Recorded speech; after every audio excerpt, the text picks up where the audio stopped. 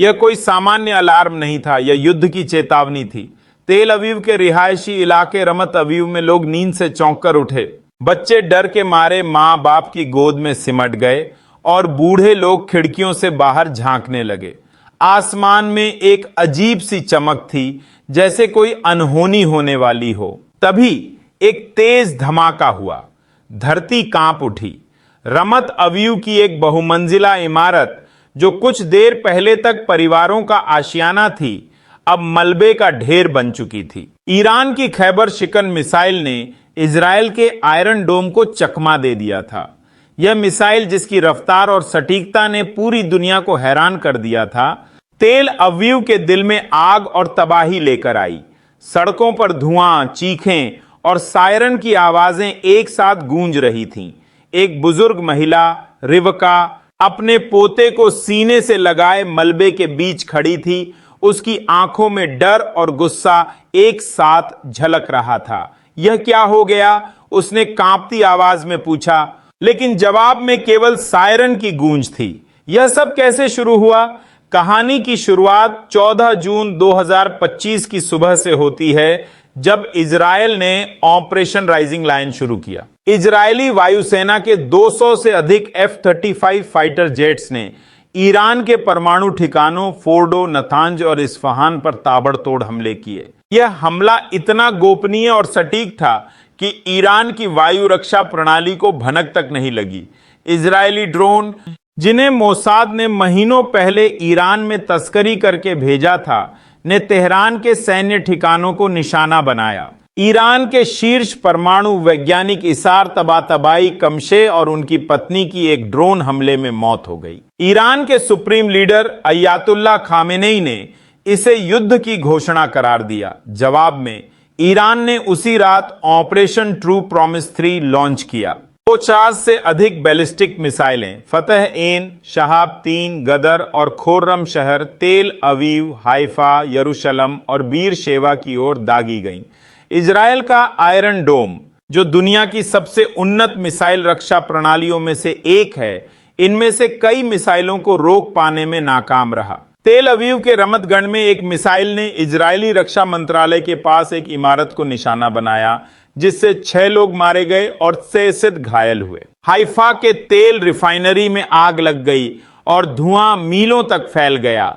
तेल अवीव की सड़कों पर अब गाड़ियां नहीं, बल्कि मलबे के ढेर और राहत कर्मियों की भीड़ थी। एक इजरायली पुलिस अधिकारी योआव क्षतिग्रस्त वाहनों के बीच से गुजर रहा था। उसने देखा कि एक पालतू कुत्ता मलबे में फंसा हुआ था। उसकी आंखों में वही डर था जो हर इंसान की आंखों में दिख रहा था। योआव ने कुत्ते को बचाया, लेकिन उसका दिल भारी था। यह सिर्फ शुरुआत है, उसने अपने साथी से कहा। उधर तेहरान में भी हालात अलग नहीं थे। इजरायली हमलों ने ईरान के तेल के कुओं और परमाणु ठिकानों को तबाह कर दिया था। तेहरान की गीशा कॉलोनी में एक इजरायली ड्रोन ने एक रिहायशी इमारत को निशाना बनाया, जिसमें 17 साल का एक लड़का मारा गया। ईरान की सड़कें खाली थीं, दुकानें बंद थीं और लोग डर के साए में जी रहे थे। ईरानी विदेश मंत्री अब्बास अराघची ने कहा, हमारा जवाब आखिरी सांस तक जारी रहेगा। इजरायल और उसके सहयोगी इस तबाही की कीमत चुकाएंगे। इस युद्ध का असर सिर्फ मध्य पूर्व तक सीमित नहीं था। भारत, जो मध्य पूर्व में अपनी तटस्थता के लिए जाना जाता है, ने भी इस संकट में सक्रिय भूमिका निभाई।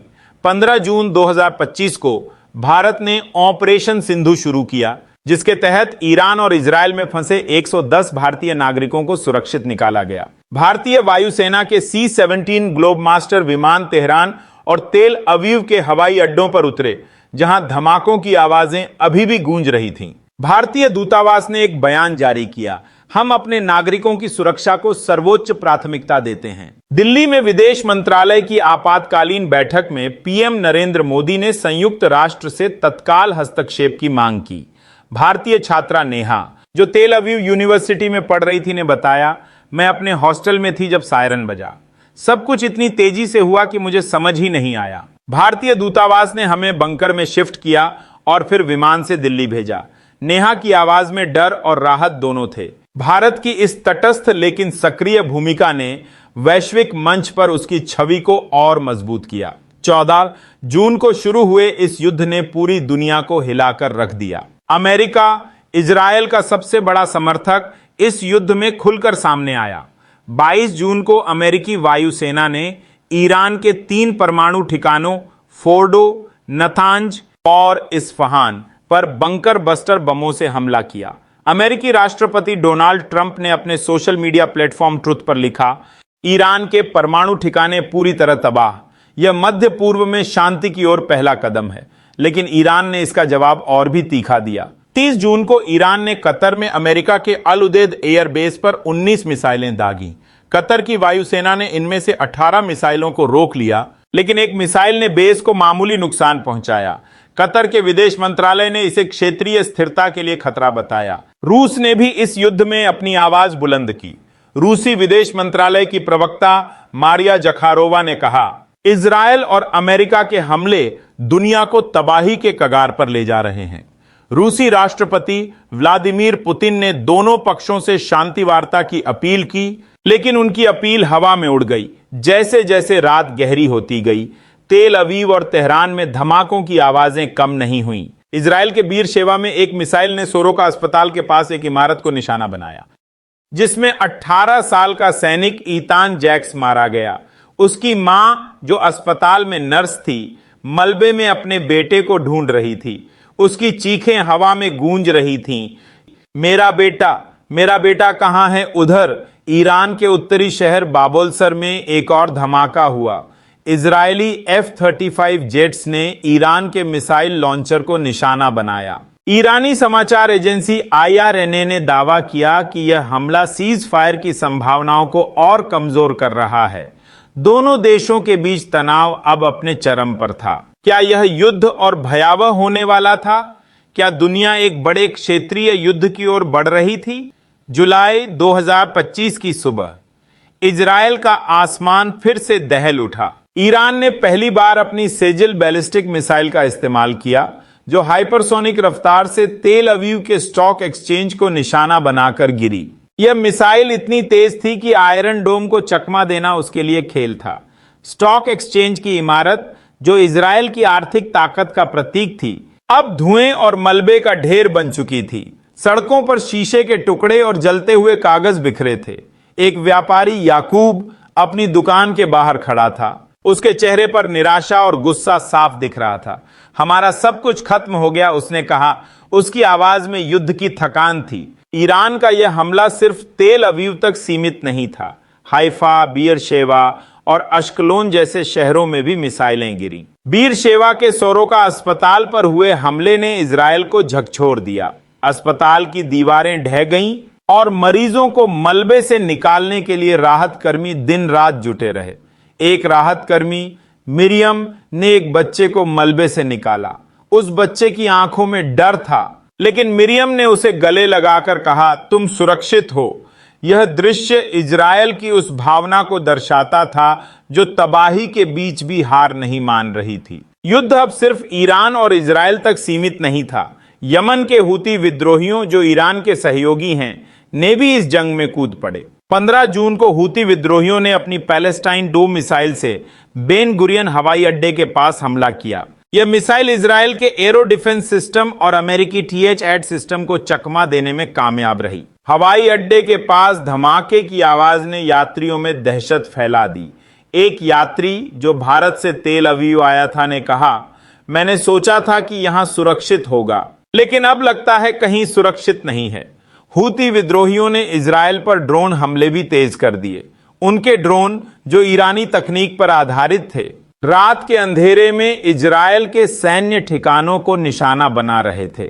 इजरायल ने जवाब में यमन के अल हुदैदा और रास इस्सा बंदरगाहों पर हवाई हमले किए, जिससे हूती विद्रोहियों की मिसाइल क्षमता को भारी नुकसान हुआ।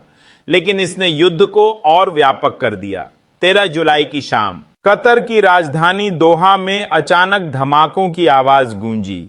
ईरान ने अमेरिका के अल उदेद एयर बेस पर 19 मिसाइलें दागीं, जो अमेरिकी हमलों का जवाब था।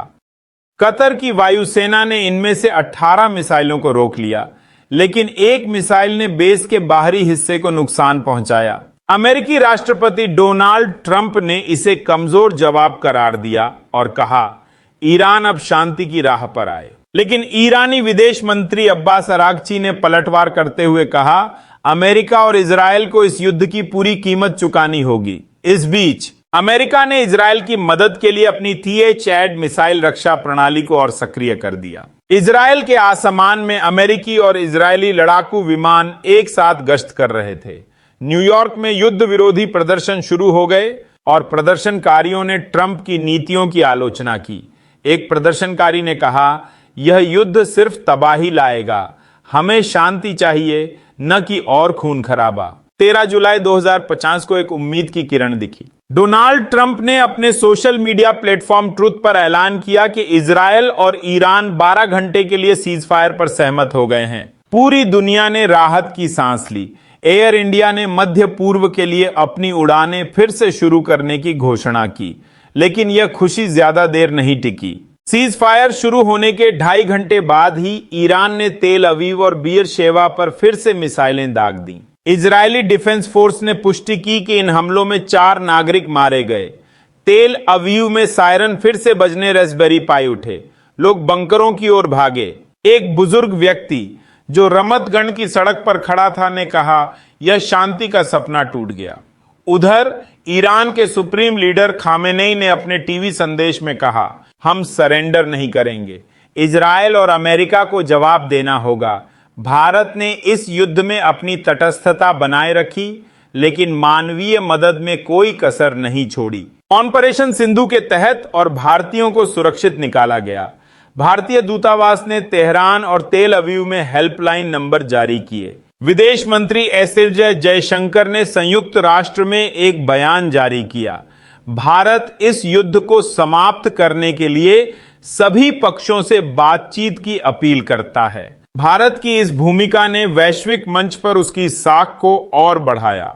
18 जुलाई 2025 तक युद्ध में 24 इजरायली और 610 ईरानी नागरिक मारे जा चुके थे। इजरायल ने दावा किया कि उसने ईरान के परमाणु कार्यक्रम को पूरी तरह तबाह कर दिया है, जबकि ईरान ने कहा कि उसकी मिसाइलें इजरायल को घुटनों पर ला देंगी। दोनों पक्षों के दावों के बीच सवाल यह था कि यह युद्ध कब रुकेगा।